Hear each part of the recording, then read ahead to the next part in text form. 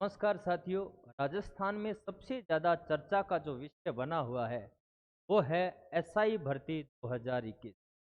साथियों, सरकार क्या चाहती है, सरकार की मंशा क्या है, सरकार क्या करना चाहती है और क्या नहीं करना चाहती है, इन सभी को ध्यान में रखते हुए मैंने कुछ पॉइंट्स लिखे हैं जो मैं आपको बताना चाहता हूँ कि सरकार इस भर्ती को रद्द करे तो क्यों करे, और सरकार जो है इस भर्ती को रद्द न करे तो क्यों न करे।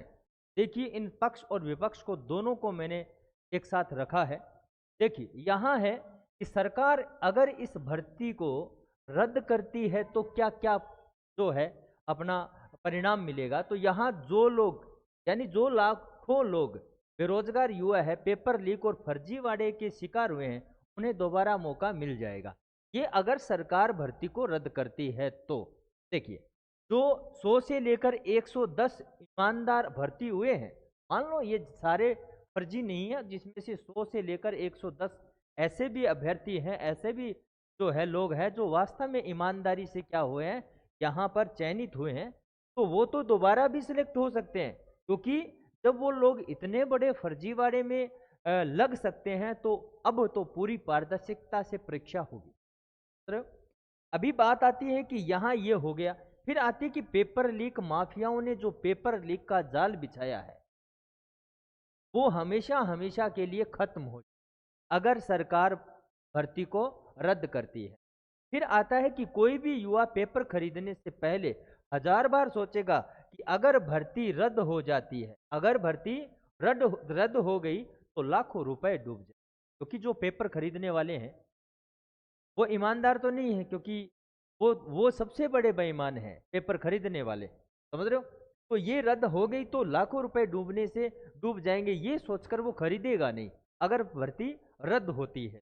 चलो अगला पॉइंट देखेंगे, अगर सरकार भर्ती नहीं करती है तो क्या परिणाम होगा, क्या प्रभाव होगा। तो जो 100 से लेकर 110 जो विद्यार्थी ईमानदारी से लगे हों उनके साथ न्याय होगा। अगर नहीं होगी उनके साथ, केवल 100 से लेकर वो संख्या कितनी है, 110 है, उनके साथ न्याय हो जाएगा। लेकिन जो लाखों लोग हैं जो वास्तव में ऐसा ही बनने के लायक थे, उनके साथ तो क्या हो जाएगा, अन्याय हो जाएगा।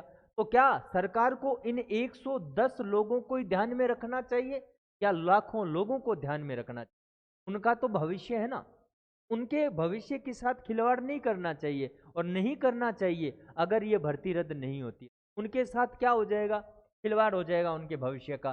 फिर जो लाखों बेरोजगार युवा पेपर लीक और इंटरव्यू में भर्ती से भ्रष्टाचार के कारण बाहर हो गए, उनका भविष्य तो बर्बाद ही हो जाएगा। क्योंकि इन 110 या 100 लोगों को बचाने के लिए इन लोगों का भविष्य क्या कर देगी सरकार, मतलब भविष्य बर्बाद कर देगी अगर भर्ती रद्द होती नहीं होती है तो। फिर ये कहते हैं कि जो 100 या 110 ईमानदार ट्रेनी सब इंस्पेक्टर की आड़ में लिए हुए हैं, 500 से लेकर 600 फर्जी थानेदार है, वो सबूतों के अभाव में बच जाएंगे अगर भर्ती रद्द नहीं करती है। क्योंकि वो जो है सबूतों के अभाव में बच जाएंगे। और जिन फर्जी थानेदारों को एसओजी ने गिरफ्तार किया है वो दोबारा 1-2 साल में बहाल हो जाएंगे। तो भारत का कानून ऐसा है कि बहाल कोई भी हो सकता है, ध्यान रखना है। तो वो तो बहाल हो जाएंगे, तो फिर यहाँ पर लगे कौन, फर्जी थानेदार। और ये फर्जी भर्ती कहलाएगी। कब लगा रहे थे, को उस फर्जी भर्ती में लगा था, समझ रहे हो। चलो आगे और देखते हैं कि सरकार को क्या करना चाहिए। मैंने अपनी तरफ से ये सुझाव दिया है कि सरकार को क्या करना चाहिए। तो सरकार को एसआई भर्ती रद्द कर देनी चाहिए। ये मैं तो ये कहता हूं कि सरकार को एसआई भर्ती रद्द कर देनी चाहिए। जो लोग ईमानदारी और मेहनत से लगे हैं उनको दोबारा अपनी मेहनत दिखाने का मौका मिलेगा और फर्जी एसआई के टैग से मुक्ति मिलेगी। चाहे वो ईमानदारी से लगा है, लेकिन अगर भर्ती रद्द नहीं करती है तो उसके जीवन में जिंदगी भर ये टैग लगा रहेगा कि कौन सी भर्ती में लगा था, कि वो फर्जी भर्ती में लगा था, समझ रहे हो। तो टैक्स से मुक्ति मिल जाएगी अगर ये भर्ती रद्द करती है। फिर यहाँ आता है कि जो लाखों बेरोजगार युवा पेपर लेक और इंटरव्यू में आरपीसी के भ्रष्टाचार के कारण बाहर हुए, उन्हें दोबारा मौका मिलेगा और अपनी मेहनत से साझेदार बनने का जो है वो सपना साकार होगा उनका, है ना। फिर कहे सरकार को इन 100 ईमानदारों के चक्कर में लाखों बेरोजगारों का भविष्य बर्बाद नहीं करना चाहिए। ये मेरी व्यक्तिगत राय है। कि 100 के चक्कर में इन लाखों लोगों का जो अभ्यर्थी है उनका भविष्य बर्बाद नहीं कर सकती। ये सरकार को कोई हक नहीं है और सरकार को एसआई भर्ती में इंटरव्यू खत्म ही कर देना चाहिए, क्योंकि सबसे ज़्यादा जो भ्रष्टाचार हुआ है वो इंटरव्यू में हुआ है कि जिनके नंबर पेपर में ज़्यादा आए हैं उनको बाहर करने के लिए सरकार ने इंटरव्यू में कम नंबर दे दिए, और जिनके नंबर कम आए हैं और उसकी क्या हुई है, घफलाबाजी करने को, फर्जी अगर है तो उसके इंटरव्यू में नंबर बढ़ाकर उसको भर्ती में शामिल किया गया है। इसीलिए मेरा कहना है कि एसआई में कम से कम एसआई में इंटरव्यू जो है सिस्टम है वो बंद ही कर देना चाहिए, तो भ्रष्टाचार के काफ़ी हद तक रुकने की संभावना रहेगी। और ये एक साक्षात्कार लिया गया था आरपीएससी अध्यक्ष संजय क्षत्रिय का, तो उन्होंने अपनी सफाई दी है। देखिए मैं पढ़ के बताता हूँ। साक्षात्कार में पुलिस अफसर किस आधार पर बैठते हैं, किसने किस अभ्यर्थी को कितने नंबर दिए, तो ये इंटरव्यू लिया गया था। तो जवाब आया संजय क्षत्रिय का कि पुलिस अफसर तो रैंडमली सिलेक्शन से बैठते हैं, बोर्ड में कौन कौन बैठा है यह सब गोपनीय होता है। बिल्कुल गोपनीयता तो हमने देख ली है कि आरपीएससी जो है कितनी गोपनीयता से पेपर करवाती है। देखिए आगे देखते हैं क्या क्या गोपनीयता है इसमें। आरपीएससी ने परीक्षाओं में गड़बड़ी सामने आने पर 50 से अधिक मामले दर्ज करवाए हैं, आरपीएससी ने करवाए हैं। देखो इनकी बात महाशय की। एसआई पेपर लीक का मामला मेरे कार्यकाल से पहले का है, मान लिया पहले का है। आरपीएससी सदस्य बाबूलाल कटारा वाला केस एसओजी में मैंने ही दिलवाया था। बिल्कुल ये बहुत बढ़िया काम किया कि एसओजी को मैंने ही दिलवाया था ये केस। कोई कुछ भी कहे, एसओजी या फिर कोई अन्य जैसी जांच करे, जांच में सब खुलासा हो जाएगा। बिल्कुल बहुत अच्छी सफाई दी है उन्होंने। तो फिर अपने लेखक पत्रकार महोदय ने पूछा कि आपके आरपीएससी चेयरमैन रहने के दौरान साक्षात्कार गड़बड़ी होने के आरोप है कि पेपर तो मान लो आपसे पहले हुए, लेकिन साक्षात्कार इंटरव्यू जो है आपके कार्यकाल में हुआ है, तो स्पष्ट बताएं। तो उन्होंने जवाब दिया कि मैं आपसे कुछ कहूंगा तो लोग यह समझेंगे कि सफाई दे रहा है, कि इस मामले में मैं कुछ कहूंगा तो लोग समझेंगे कि सफाई दे रहा है। चलो ठीक है। तो अपने पत्रकार महोदय ने कहा कि स्पष्ट बताएं।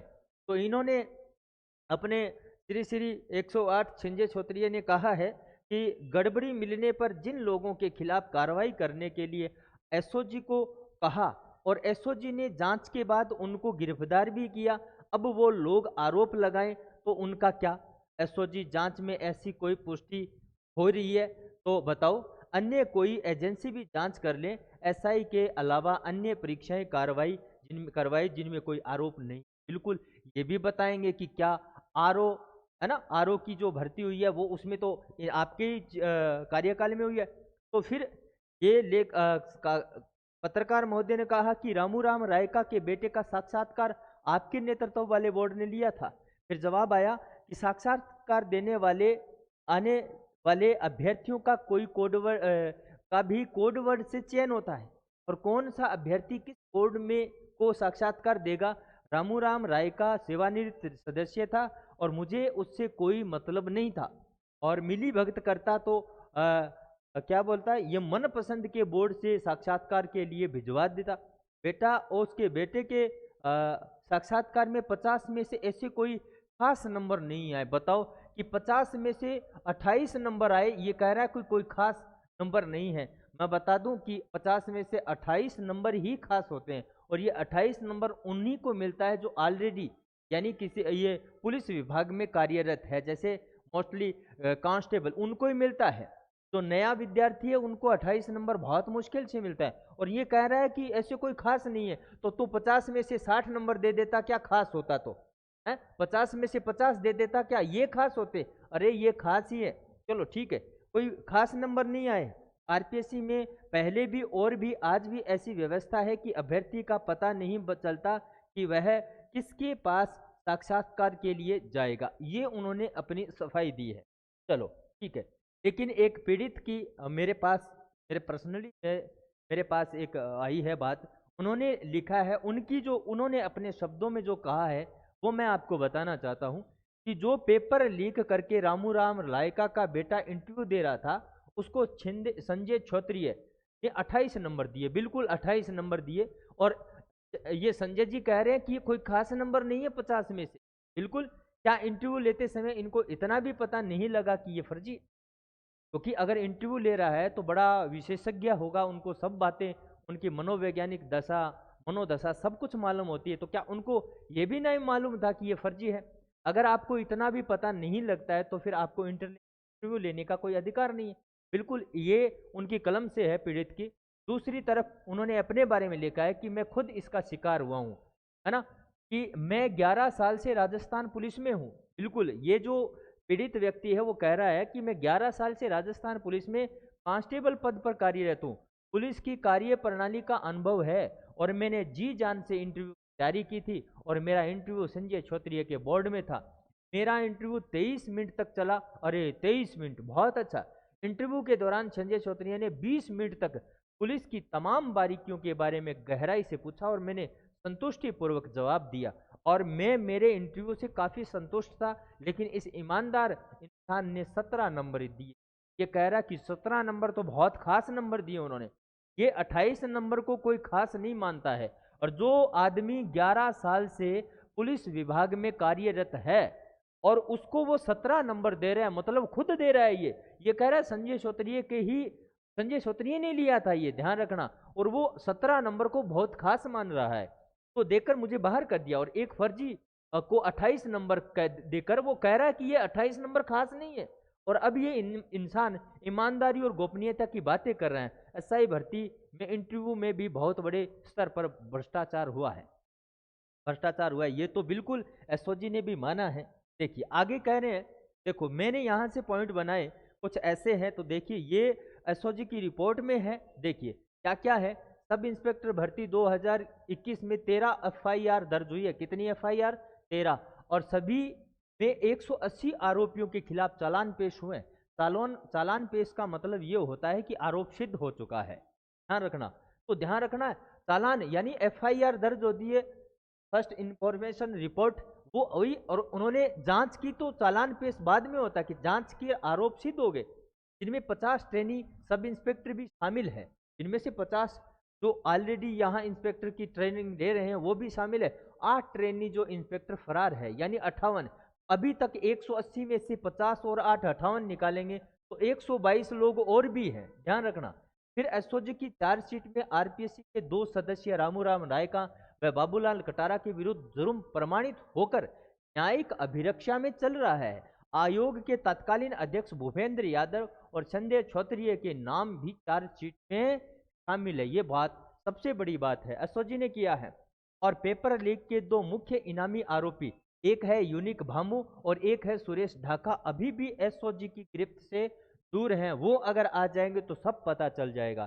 फिर एसओजी की चार्जशीट के अनुसार अभी भी कई ट्रेनी सब इंस्पेक्टर की गिरफ्तारी से शेष है। अभी वो ट्रेनिंग ले रहे हैं और कह सकते हैं कि सबूत के अभाव में अभी तक उनके पास कोई सबूत नहीं मिला है, तो वो भी अभी भी ट्रेनिंग ले रहे हैं, फर्जी हैं। और यहाँ सबसे इंपॉर्टेंट बात ये है, देखिए ये सबसे इंपॉर्टेंट बात है, इसको देखिए आप पढ़िए।